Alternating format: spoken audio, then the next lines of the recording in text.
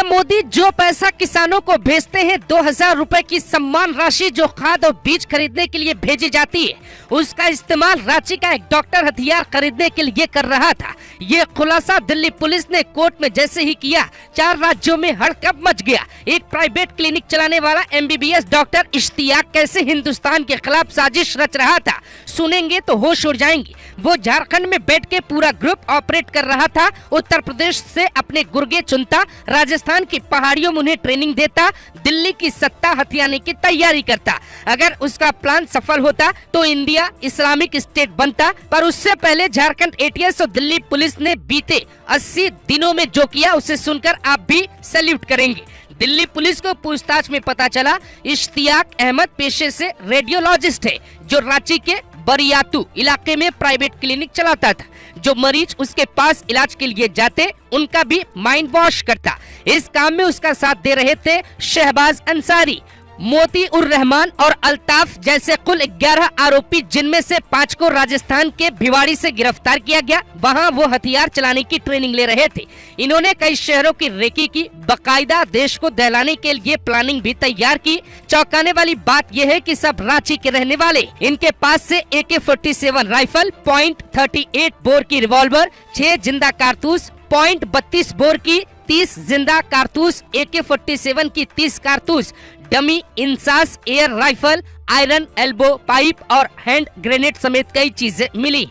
आप हैरान होंगे कि ये जो एल्बो पाइप है वो इस्तेमाल में SPG कमांडो भी करते। तो सवाल है कि इनके पास कैसे पहुंची।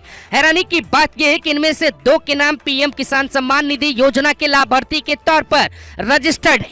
जो नेता सबका साथ सबका विकास का नारा देते हैं, उनकी आंखें भी खुली की खुली रह जाएंगी। इन्हें हर साल 6000 रुपए मिलते हैं, लेकिन ये खेती के बजाय दुश्मन की खेती तैयार करना चाहते हैं, जिनका इस्तेमाल ये देश विरोधी गतिविधियों में करते हैं।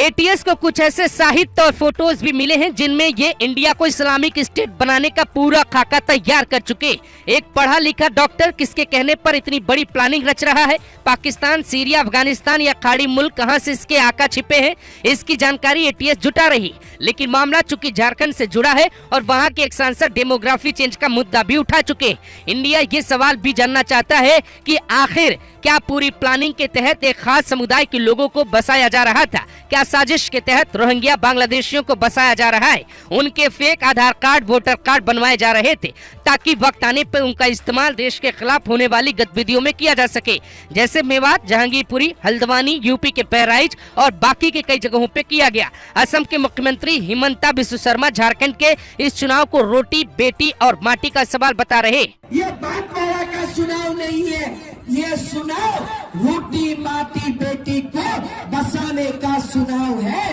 हमारे रोटी माटी बेटी को बसाने का चुनाव।